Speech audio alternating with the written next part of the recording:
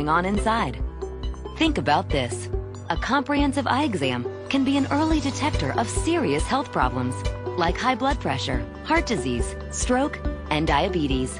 Shouldn't you see your eye doctor yearly? Go to thinkaboutyoureyes.com to learn more and for a list of local eye doctors. It could help save more than your vision.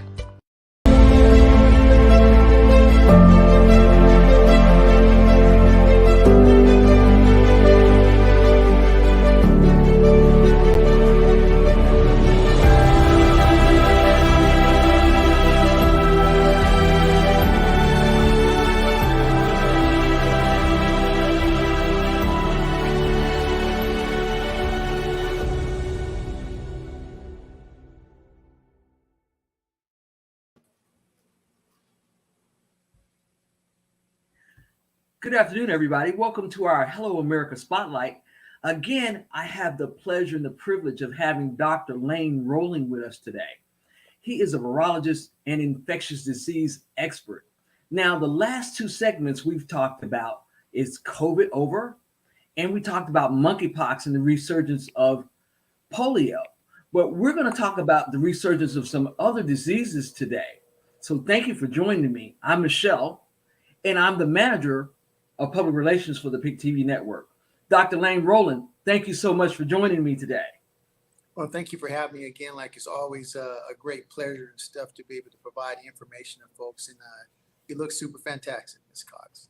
Well, thank you.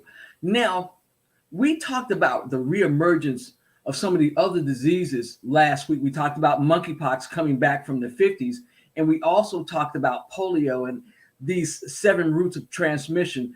But today, let's talk a little bit about some other things that our people need to know about that's striking us right now, the resurgence of tuberculosis and other things.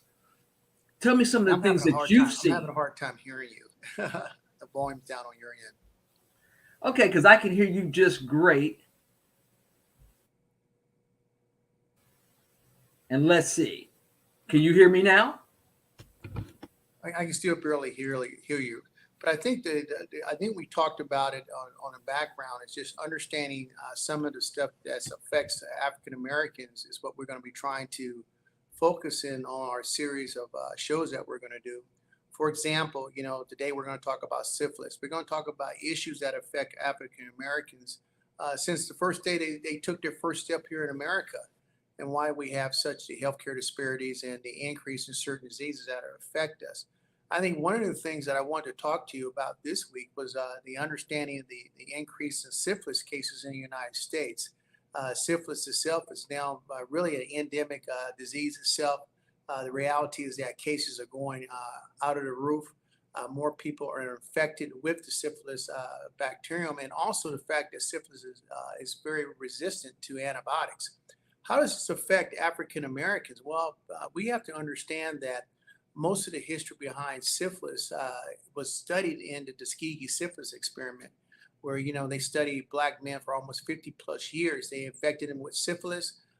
They did not give them antibiotics, and this became the cornerstone of really understanding a lifestyle or the life cycle of a particular bacterium, especially syphilis, and how to affect the individual human beings.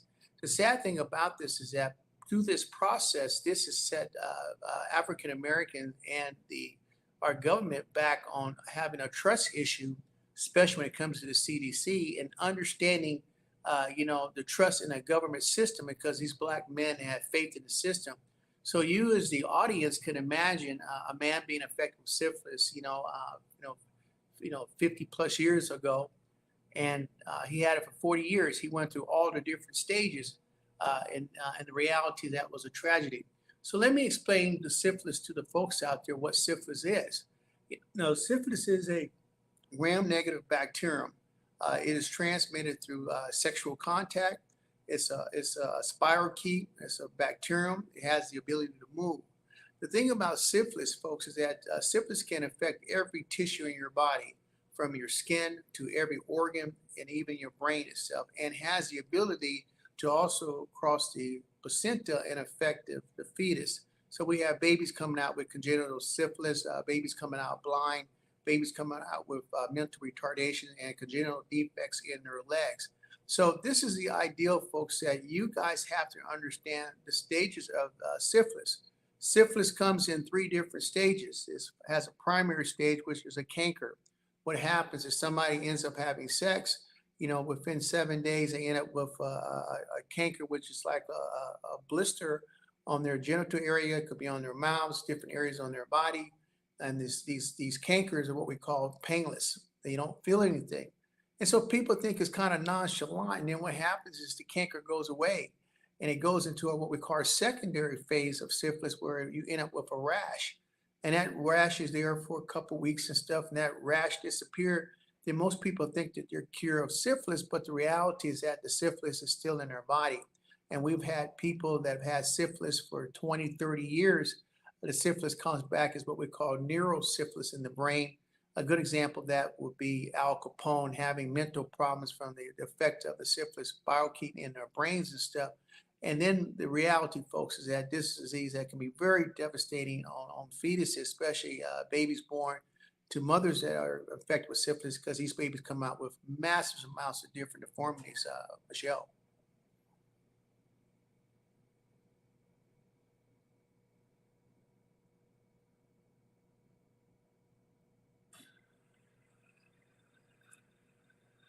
Yeah, I can barely hear you at all, and I'm just going to just kind of read your lips a little bit. The reality is that when it comes to syphilis, it can be treated. The problem that we have here in the United States is that when we correlate syphilis with also our HIV patients. Usually HIV and syphilis kind of go hand in hand. That's what we knew earlier in the stage of the AIDS crisis back in the 80s, that people in Africa that was having HIV cases were also having syphilis and stuff. And that made perfectly good sense, because the syphilis is a lesion, and that lesion could also be, expelling viruses like the HIV. So that's a big thing that we always have to realize. And if we have an increase in syphilis cases, we used to almost have a correlation to increased HIV cases also.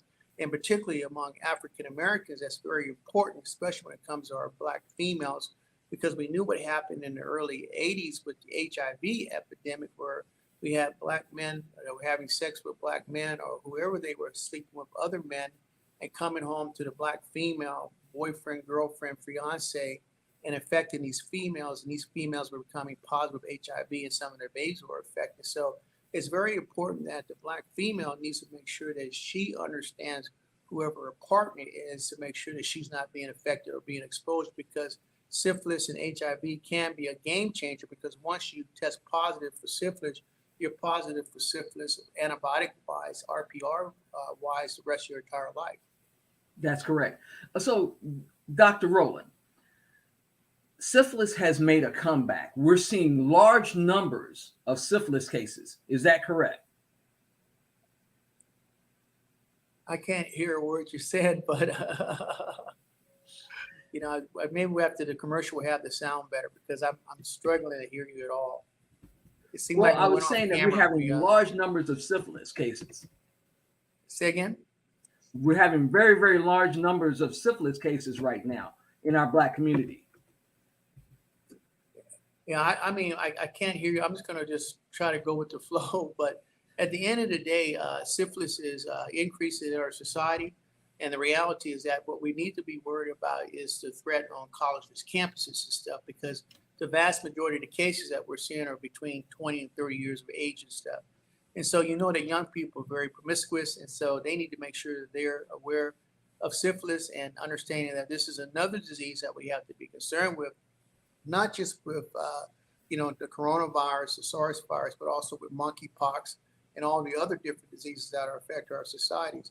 And we have to understand that as we move forward in 2022 as a society, we have to make sure that our information is very accurate for the general public itself. We have to educate people. I remember back in the 60s and 70s, you had commercials on TV like Smokey the Bear talking about don't smoke, forest fires can't be started. We have to do that same type of stuff and bringing out good information for the African American population on guidelines and understanding healthcare issues from diabetes, high blood pressure, and everything else that affects us, so we can have a very healthy society and a healthy people. Well, I agree with that. What I've seen is some of the things that I research on a constant basis when we talk about sexually transmitted diseases is not only are Black women more affected, number one, because a lot of women don't feel safe enough to be able to say, hey, I want my partner to use a condom. How do we combat some of the societal norms or some of the societal things that doesn't help Black women negotiate safe sex with their men or their husbands? Well, I think I got some of that, the answer to that. But yeah, a lot of diseases do affect African American women, in particular, like autoimmune diseases are huge among Black females, from systemic lupus erythemus to sarcoidosis, different diseases and stuff. So it's very important to have an overall view of the health of our society. And the health of our society is very important because if the society is healthy, we have more people working. We have a greater foundation of education being able to be disseminated among our people and stuff, and you have a healthy population. And that's why it's so important when we start talking about in the future, understanding vaccination programs. One of the things that we know now is that, we have about 14 childhood vaccines that we give to children, and that is down. And that's why we're seeing an emergency or reemergence of these different cases. Measles cases, diphtheria, tetanus, and mumps, and all this stuff is having a resurgence because people do not have confidence in the vaccines. But I would say for sure that all parents should get their kids vaccinated because the devastation of what can happen with not being vaccinated can be tremendous. And I've seen kids that have died from tetanus. I've seen kids that have died from diphtheria, and it's a horrific death and stuff. So, but these are good vaccines that all parents should give them.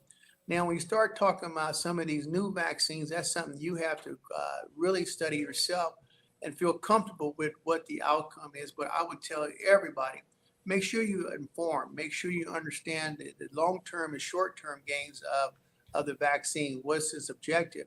You know that the vaccine that we've taken, the measles, mumps, and rubella and tetanus, all these shots, we're probably getting these things every 10 years, which is a great vaccine because that tells you have conferred antibody coverage that will protect you and stuff. And so that's very important for these parents to understand that childhood vaccines are very important for us to navigate and have a very healthy population and stuff. Because one of the biggest things that we've seen in this pandemic is the plight of the African American child, especially in the rural areas, and especially if you want to talk about Native Americans being on the Indian reservation, the technology, internet service, and some of these kids, our kids learn better by, what we call, in-house learning versus remote virtual learning. They have to see it. And so our people, and like we talked about on the Congressional Task Force, is that this has set our kids back a couple of generations and stuff. And we're going to be feeling this for a long term, the consequences of this. So it's very important that we have to make sure these kids get the best information for the parents on how to navigate, making sure these kids are healthy so they can get the resources and the education they deserve in our society. All right, Dr. Rowland, we're going to step back for a brief commercial break, and we're going to check to make sure that we can hear each other. So we'll be back in 2 and 2, okay?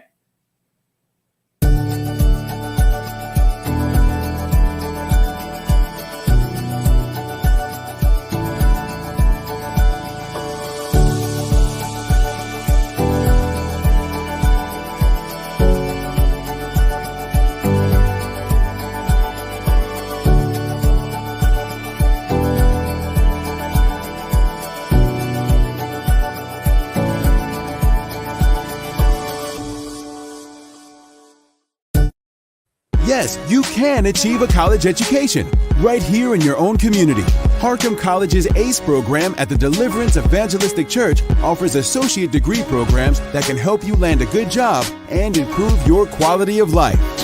I like Harcum and Debbie because I can continue my education. The teachers are great. The atmosphere is great. It's all possible through iLead and Harcum. Call now or check out our Facebook page at Harcum College at Deliverance Evangelistic Church. Every time a patient is diagnosed with colon cancer, the first question is, am I going to survive this? So let's take a moment and talk about the probability of cure in this disease.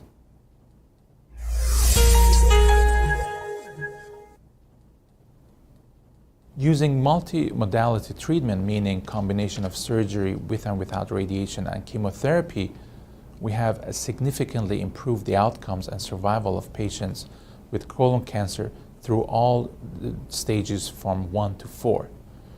Unfortunately, whether a patient will be cured or not is still determined at the stage they were diagnosed with. The more advanced the tumor, the lower the likelihood of a cure. A stage 1 tumor that has not even penetrated through the wall of the colon can expect it to be cured in 93% or more percent of the time.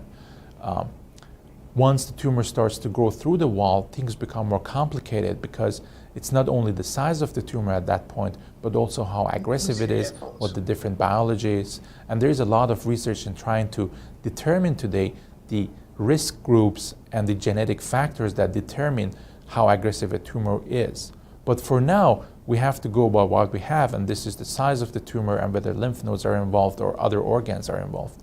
So a stage 2 tumor, which would mean a tumor through the wall but not in the lymph nodes yet, can expect to be cured in anywhere between 75 to 85% of the time.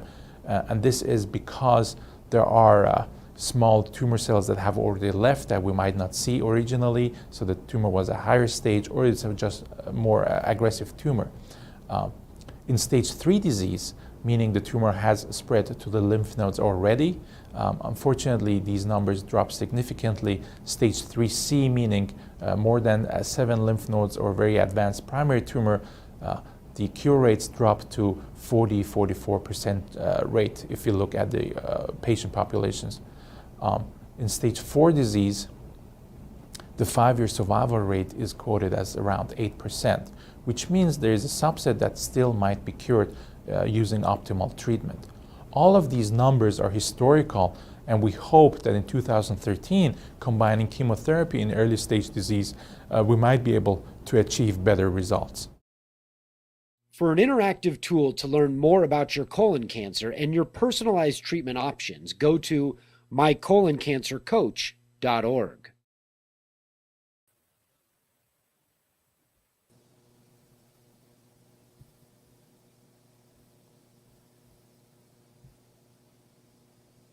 Can you hear me Welcome back to Hello America with Dr. Lane Rowling. Dr. Rowling, can you hear me now? Very well. Awesome, awesome, awesome. Glad that we could get that squared away.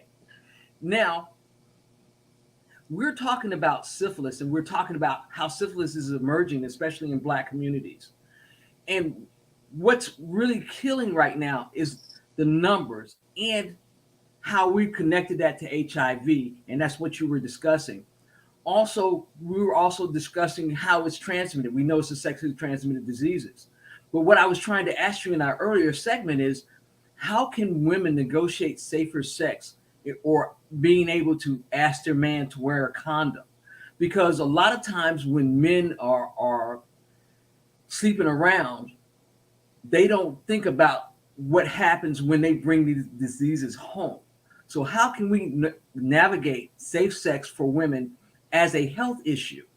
What do you think, Dr. Rowling? Well, I mean, the reality is that at the end of the day, your health is your responsibility. And these females out there, they're having sex with these men or whoever their relationship is, they need to make sure that they're protected from their boyfriends. That's just the reality, because once you contract HIV or syphilis, it's ballgame over. It's a different whole situation. And so these are the type, what I call the come to Jesus conversations, or the big mama conversation, where you need to just have that frank conversation. If we're going to be sexually intimate, I need to know what are you doing? What's your sexual status? Are you sleeping with men?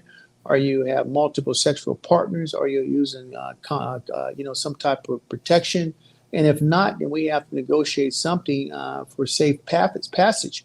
I.e., maybe getting tested for syphilis, maybe getting tested for HIV, and everybody comes back with a report with a clean bill of health, and then you can navigate. But at the end of the day, it's something that you shouldn't be having to worry about. I've had patients that I've talked to, young ladies that have contracted herpes and stuff from their loved ones and stuff. And the guys will come back with an excuse talking about they didn't know, I forgot to tell you, but this person ends up being affected the rest of their lives. So when it comes to this type of stuff, you have to realize that diseases like syphilis and HIV, even the human papillomavirus is diseases that you're not going to get rid of anytime soon.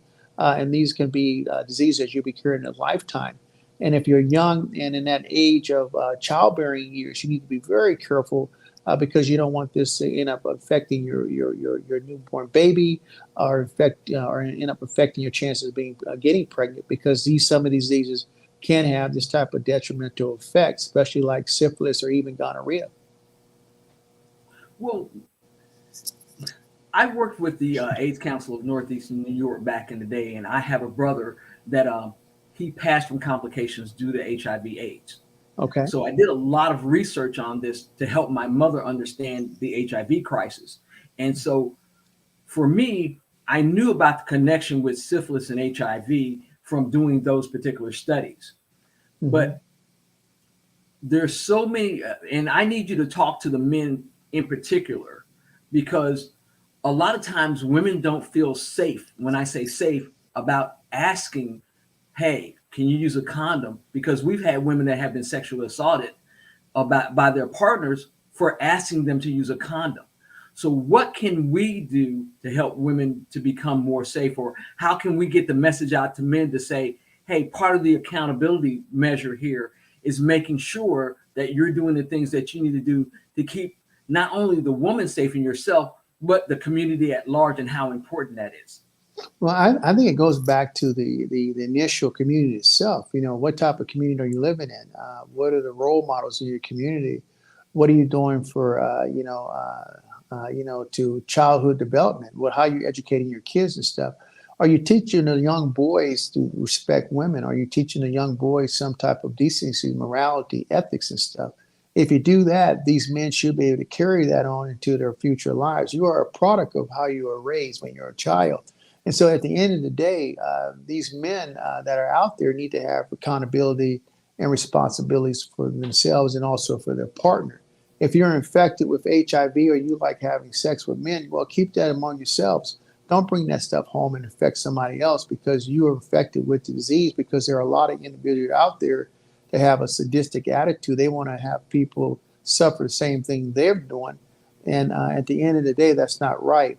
At the end of the day, you should have some morality and basic ethics. And at the end of the day, folks, when you're talking about a relationship between two people, it's a bond. And there has to be some trust factor. And the trust factor is not always on the woman's side. Sometimes it has to be on the men's side.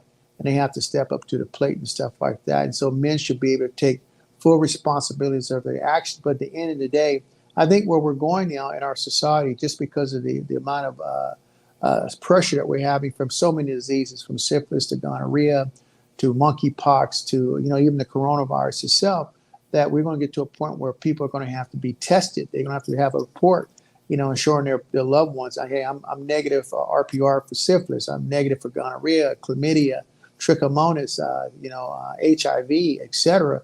And that is going to probably be our new norm. Even something simple like herpes can be detrimental to individual females, especially type 2 herpes. So we have to probably do much more reporting, and people don't have to have that much more frank conversation, because what we've gone through the last 3 years is a number of 1 million plus Americans have died, during the pandemic in the United States. You can imagine the disease burden that's out there. So people need to understand that this is a different age in time where you have to have information. If you don't have the information and you get infected for some reason that you did not know, or somebody new intentionally got you infected, then that's a problem. So we have to make sure that people are aware and have the best information. And even that comes down to having a report on this on the different sexual transmitted diseases by their loved ones. Well, since we're talking about this and we're talking about transmission, male to female, right? How do we address men that don't have fathers in the home, that don't have the male role models? And I think you would be good for that, because as a man, it's easier for men to hear information from other men. Well, that's true too. But one of the things about Black American our society is that we have to realize that it's been a very rough 400 years, and people don't realize how important the Black females is to the nucleus of the Black family. From Big Mama, Big Grandmother, etc., keeping the family at home. And the reality is that, as a role model, my mother raised 4 of us by herself. My mother was a RN nurse back in them days, making $13 an hour, raising four Black children by herself. And she ended up being my mom and my dad. And that is a part of our fractured society. Now we're in the year 2022, and I think now that we have a lot less pressure than what we had back in the civil rights day 100 years ago, 150 years ago, where men can actually be men. That's right. Men can actually be men, and they can be the nucleus of the family like they should be. Now, Dr. Lane Rowland is having a little glitch, but he's back with us. Yeah, but that's true that the men should be men. That's what the cornerstone of a Christian society is that, a cornerstone of the family is a man and a woman in certain situations and stuff. And that man has to step up and do the things that he's supposed to do. My dad didn't do it at all. And I do it with my children to be that nuclear, the mainstream, the cement, the rock of the family. And that's how it's supposed to be, period, end of story. Well, I've been blessed. My father was with me my whole childhood. My dad did 27 years in the military. Okay. My mother was a Navy wife. So while my dad was off, of course, she was both mom and dad. But my father was there. I knew who he was. My mother was a nurse. She talked to me about syphilis, gonorrhea, all these things I learned at home. I didn't learn it at school. And that's the other thing. We as a community, we have to make sure there are things that we should teach in the home. And making sure that we're safe sexually is one of them. Making sure that you can tell children, hey, if somebody's inappropriately touching you, that you can tell me and you'll be believed. That we can negotiate with our partners, with the people that we love. Hey, I would like to have a relationship with you, but there's some things that we need to do before we pass over the threshold of being physically intimate. And testing is one of those big things that we need to do. And so, Dr. Rowland, you and I think a lot alike in these things, because at the end of the day, if we don't keep our whole community safe, then nobody's safe. Well, one of the things too is that we have to realize too that we live in a very physical society, machismo, macho, physicality and stuff, and sometimes that physicality doesn't allow people to think and stuff. And it's not about your manhood. It's not based off your sexual manhood. Sometimes it's based off of accumulation of your whole entire life and stuff. And I think that's what happens in our society. When you look at some of the movies you see on television, the glorifying the gangbangers and the no morality, no ethics, quickly not thinking and making mistakes and stuff, and projecting an illusion in a world that doesn't exist, but on the big screen television. So we have to get back to reality, where we have to have conversations like we're doing now, these frank conversations that people haven't done in our modern society. We have to have educational programs and what we call just frank talk, just lay it out. Let's talk about syphilis, let's talk about gonorrhea, talk about what's affecting our society healthcare wise, and don't sugarcoat it, because that's the problem that we've had. And the reality at the end of the day, the reality is what it is. Are our Black kids going to school? Are they graduating more? Are they graduating less? Are we putting out more doctors? Are we putting out less doctors? Are we getting more military officers? Are we not getting more or less military officer? Because when we look at our society, this all comes back down to the basic fiber. A football player is not a role model, period, end of story. It's short term in a moment, and that's it. 20, 30 years ago, nobody ever remembers these guys. The reality is that we have to have people that are doctors and lawyers and professors and educators and stuff trained in the next generation, because education never goes away. Education is lifelong. Well, and you talked about football players not being role models. And what we've gotten into as a society, and it's the cult of personality. People want to go behind people that are influential. And so that's a lot of times that people see these football players because they see them all the time and they have this large platform. They think they might have the information that they really need. But we all know that being able to be in an NFL, and just in case you didn't know, is like winning the lottery. You've got literally thousands of kids going for 20 or 30 jobs every year that become available. But we still need lots of doctors in our community. We need lots of professionals. We need lots of teachers. And there are plenty of those jobs that have more positive impact on our communities than being a football player, a basketball player, or a rapper. Of course, are they as glamorous? Maybe not. But at the end of the day, you can affect people in a positive manner by getting and going into these types of fields. Let's talk about STEM, science, technology, engineering, and math. Right. There's several different types of engineering. There's a plethora of doctors, of the type of doctors that you can be, or you can get into research and development. There's so many things that you can do on that level, not only to help you, but help your community. And it's even more positive than playing football, basketball, hockey, or baseball. So my thing is people need to realize those things in the form of education. Now, you talked about gonorrhea, and I was telling you before that my mother wrote me a letter when I was in college.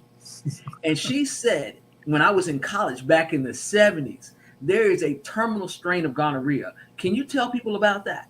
Well, it's not really a terminal strain. We have gonorrhea that's resistant to the known antibiotics, just like syphilis is resistant to known antibiotics. And now we have syphilis and gonorrhea cases that are resistant.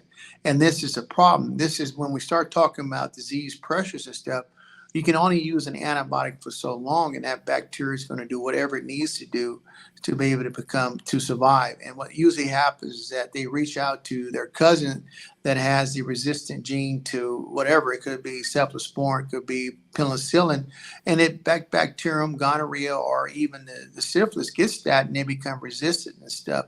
And that's what we mean by terminal strain, is that once you get this, you're never going to get rid of gonorrhea or get rid of syphilis. And so at the end of the day, the best thing is not to get it. And back onto your issue, my brother, Henry Rowling, played in the NFL for 9 years. My brother was a starter. He was a captain, the Rams and stuff. He played 9 years, and you're absolutely right. Football is a very, very, small margins of people that make it. You have to be very, very lucky to make it, to even get to that level. But we have so many young kids that are being influenced about going to play football. What we need to be doing is influences these kids are going to science, math, and engineering, and these different occupations that make our societies better. The problem is that what happens is that we get folks that want to get this too quick of a fixation too quick and don't do the push-ups and stuff. You play football, it's an early age game. Guys are in the NFL 20, 21 years of age, 25. Some play a little bit longer than that. But at the end of the day, the education is a lifetime. And I think we need to start investing more into education lifetime to get the benefit versus a short-term sum zero game, because a lot of kids do not make it. And at the end of the day, we need to use our brain and not our brawn. Well, and the other thing about that, I'm seeing in our communities that there is a mental health proponent to those that don't make it if they don't make it to the NFL. I've seen some guys that don't make an NFL or the NBA, and then they have a mental health crisis because that's all that they were geared towards. They weren't geared towards making sure that they had something else to do just in case they didn't get the dream of playing football. How do we address those mental health issues? Well, it goes back to how they raise it when they're a child and stuff. Is the parents or their community putting pressure on them to become an NFL player, NBA basketball player? And that is a sad thing. I remember I gave a conference, town hall about 2 years ago to a private school in Atlanta, Georgia, trying to protect their kids and stuff. And I had parents that were so mad because the school was shut down and their kids couldn't play basketball. And one of the kids was thinking about committing suicide because he couldn't play high school basketball. And that tells you the sad state of our society when basketball is your life. I mean, what happened to a balance, academics and basketball, and not basketball and academics? And that's, to me, was really, really, a sad commentary on the type of pressure some of these parents are putting on these kids. And these kids need to be grounded. And, you know, if you're going to play basketball, be a great student. If you're going to play football, be a great student. If you can be an All-American in basketball or football, once you be an All-American in your studies. Well, that's what's important. You heard it here from the doctor, because now Dr. Rowland is a special kind of guy. He played football. He was also an Army officer. He also has 6 3/4 degrees because he knows the significance of making sure that he can go to the next level. Right. Sure. Dr. Rowland, how large of a man are you? I'm only 5'9", 200 pounds. On a good day, 195. But it's not about the size. It's your heart and your compassion. Like I said earlier, when we had our previous conversation, the most important thing is I can tell the audience, here is that to instill in your people, instill in your kids the 3 Ds, like we say, discipline, determination, and dedication. If you do the 3 Ds, you can achieve any goal that you want. Even the guys that have a dream of playing football, if you take the 3 Ds, it's going to give you a better possibility of getting there. But these 3 Ds have to be a core of your life every day. You always got to strive to be the best. And we're all human beings. We're always striving, but we all fall down. And it's not about falling down. It's how you pick yourself up. And that's the reality. And I agree on that. We've got to go to a quick commercial, and we'll be back to close out this segment of, our health with Dr. Rowling on the Pic TV Network in our Hello America Spotlight series.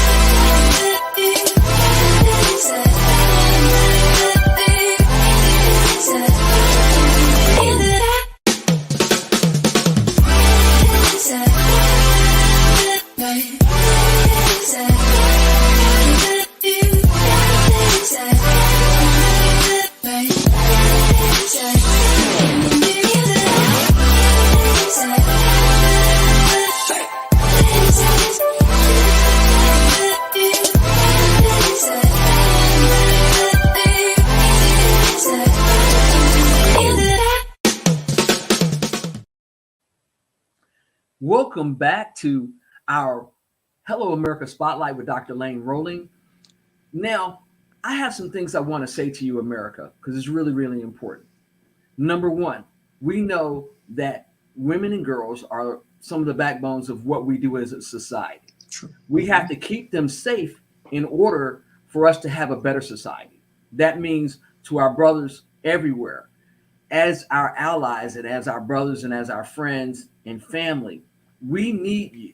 We need you to step up to other young men and say, hey, we need women to have the ability to negotiate safe sex, and no means no and yes means yes. At the same time, we need to know about the diseases that affect our society and our communities. Syphilis is reemerging again, and it shouldn't be, because we have the wherewithal now to know about these diseases, and we have the steps to take care of ourselves. Same thing with HIV/AIDS. Unfortunately, women from 24 to 45 are the biggest new gains in HIV and AIDS. And that's because we have a lot of men, unfortunately, that sleep with other men that don't disclose. They don't say they're gay or bisexual. They just don't disclose. Well, those secrets come back and they really hurt. They tear apart families, and they make our communities weaker, because AIDS and syphilis carry genital defects, and both can carry death. There are kids that are born with AIDS and their life expectancy is way shorter if they make it. So to all my men today, with Dr. Rowling, we need you to step up to make sure that you're taking care of yourself. And testing is one of those means. What do you think, Dr. Rowling? Oh, absolutely. Nowadays, I think more important now is, especially with these emergence of syphilis and gonorrhea and HIV and monkeypox, that people are going to probably have to get a confirmation test to clear themselves to even have a relationship with people, because the game is so dangerous that once you get exposed, it can be an altering lifestyle change that's going to affect you the rest of your life. And so the reality is that testing is going to be a cornerstone. But at the end of the day, the decision comes down to the individual, the female and the male. They have the responsibility and they have the ability to say no. But they also have the responsibility and ability to dig deeper into that individual by asking them about their sexual preferences, et cetera, and maybe waiting and then getting tested and stuff. Because once you get infected, folks, it's a lot harder to bring that disease back or, retrieve it from your body. And that's my point. We have to get where we can say no and say no safely. We have to be able to say no and that be all right.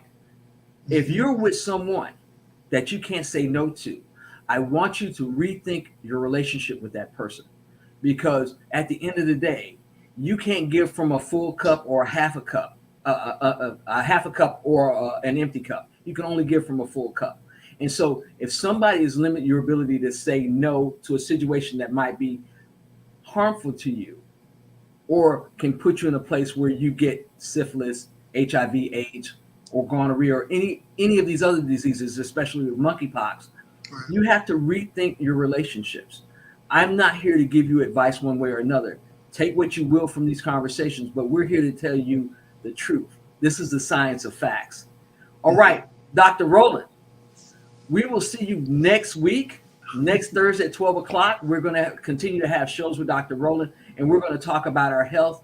And hopefully we can start to talk about some other things that are affecting us, like heart disease. And this month is October. It is Breast Cancer Awareness Month. I'm a breast cancer survivor 5 years. Are you getting your monthly exams? Are you screening yourself monthly?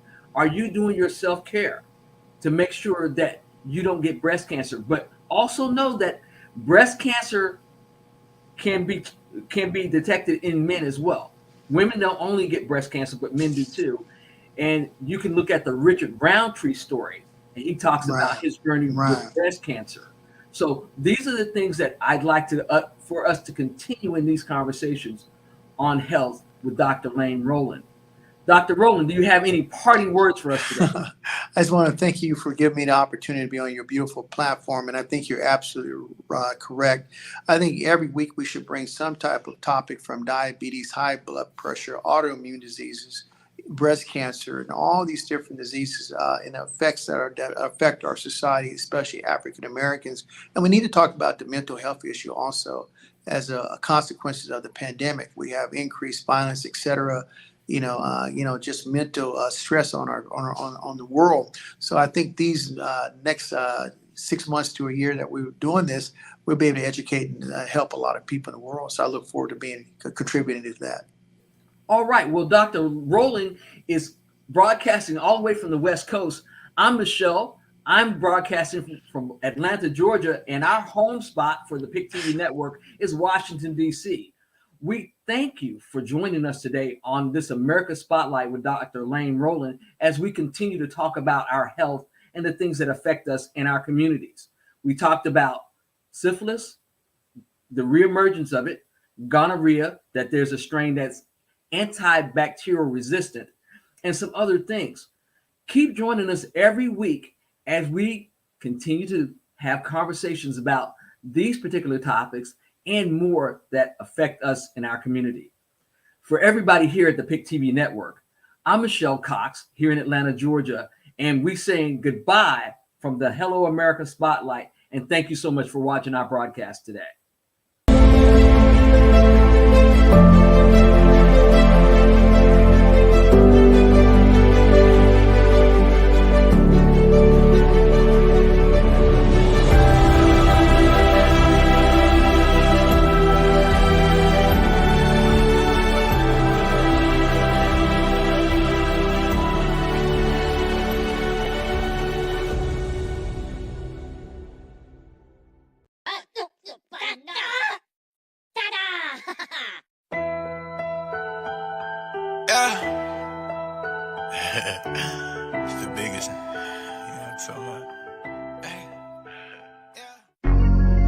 want the audio. She want the audio. Hey, what's up, y'all? I'm your host, Izumi, and we are reporting live from Los Angeles, California, and we are on Pic TV Network on Roku TV. And if you're not tuning in right now, you better tune in because you do not want to miss the latest and hottest indie music videos, fashion, celebrity news, interviews, and so much more for you guys that we're going to bring a home for all indie artists and all genres of music. So we are